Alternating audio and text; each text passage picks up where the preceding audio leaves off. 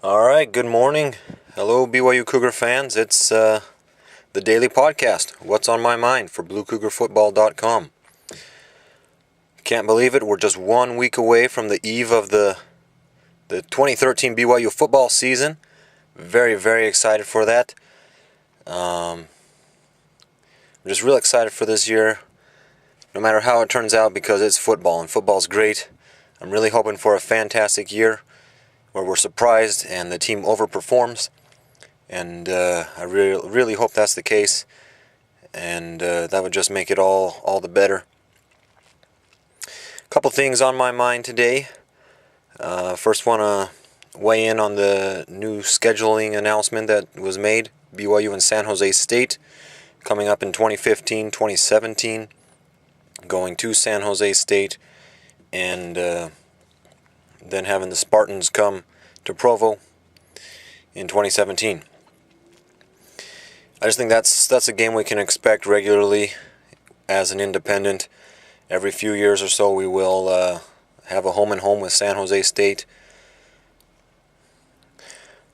Hopefully I think it should turn into a 2-for-1, where they come to Provo twice, unless things really balance out and BYU really starts to get home-and-homes with everybody. But that's not something I want to talk too much about today, at least. But I just think we need to expect it regularly, because where San Jose State plays there in the Bay Area, that's a lot of people there. Of course, I'd prefer that it's with Stanford, but we'll take what we can get for now. But yeah, San Jose State, that Bay Area, has been good to BYU.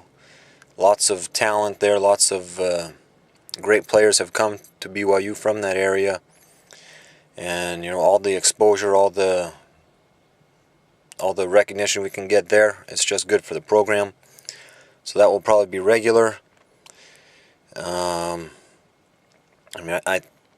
Fresno State would probably give BYU more street cred than San Jose State, but Fresno's still a few hours away from the Bay Area there, and so it's not quite the same for recruiting purposes. Maybe kind of like scheduling a game with San Diego State to say, it's kind of close to LA, and so it can help us with our recruiting in LA. It's still a few hours away, and it's not, even San Diego State's even better than Fresno, because it's got more talent there directly in San Diego State than in Fresno. But I think, and I hope that illustrates my point. Because it's probably going to be 2 easy wins for BYU. San Jose State is not a very good program. They just had a really, really good coach last year, and it was just the fruition of what that coach had been working on for 3 or 4 years there. They were just a 1-win team a couple of years ago, and 1 year, I think one year, they returned everybody on defense. They didn't lose a single starter, and so there was just tons of experience on that team. Playing at home, lots of confidence, and it's just one of those things. 9 times out of 10, BYU is going to beat San Jose State, if not more than that, 19 times out of 20 times. And so these two, unless they're lucky again and they found another great upcoming coach, I expect these to be 2 easy wins for BYU down the road, even without really knowing who's going to make up that 2015 and 2017 team, if Bronco Mendenhall's even going to be BYU's coach still. But that's what I think about that series, and haven't had a chance yet to look at how it all fits into the whole 2015 schedule and 2017 schedule, but we got to expect these kind of games, and it's good. It's kind of close. It's BYU's got a lot of fans there too, and if the season is going better than last year was, we could probably fill up that stadium ourselves with just BYU fans. So it's almost a home game of sorts. Taysom Hill, I'm gonna put out a link to something I wrote about Taysom Hill last year, just to help you get more excited if the scrimmage didn't get you excited enough. He's I mean, I don't wanna promise too much about it, but just to help with the excitement, help to get us even more ready for the season to start next week. Put this out because Taysom Hill's had it's amazing what he did last year in really just a few games. It's one of those things where you look at it and you don't want to get too excited like we did with Jake Heaps, but Taysom Hill, I mean, he's doing something that something that relates to what all of the great BYU quarterbacks have done. And I wrote this last year. He's done something that connects him with Gary Scheide, the first of that string that Lavelle Edwards had. He did something that connected himself with Steve Young and Ty Detmer. And so, he's really, it's kind of, you can't help but get excited about it. That's the thing. And it's just, it's fun. It's fun to see it and, to hope and believe that this year is going to be a big breakout year for him because, all these things. And it's not something that you can make up. It's not this fairy tale thing. I mean, it's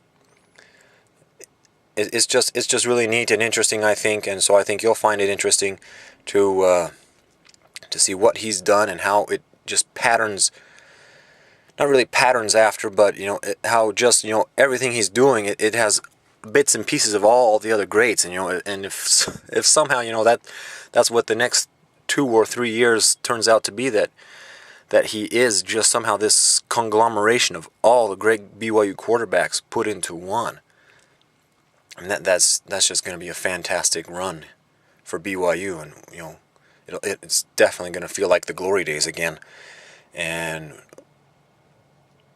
hopefully it'll culminate in a big run towards a BCS bowl or a playoff run. I guess this is the last year for BCS bowls, but if not this year, then a playoff run in the future. And so I'm going to put that out just to remind everyone again and help everyone to just be pumped for this season, because it's just so exciting. There's no reason not to be excited right now. We haven't lost a game yet. We haven't done anything stupid yet. So let's not be pessimistic. Let's be optimistic. Speaking about being pessimistic, got some thoughts about the defensive back situation.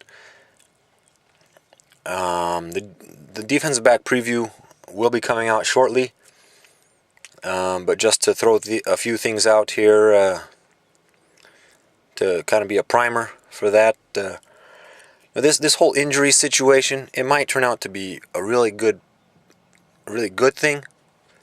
Well, not necessarily a really good thing, because we always want to have our best players out there, but because our best players can't be out there, those guys who do end up being out there,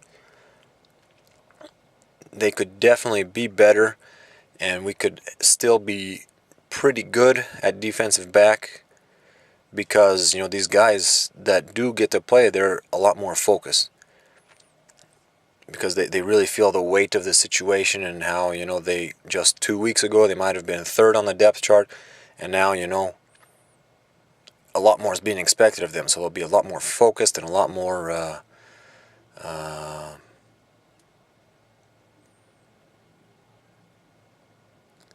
just feeling a lot bigger need to prove themselves and not let the team down.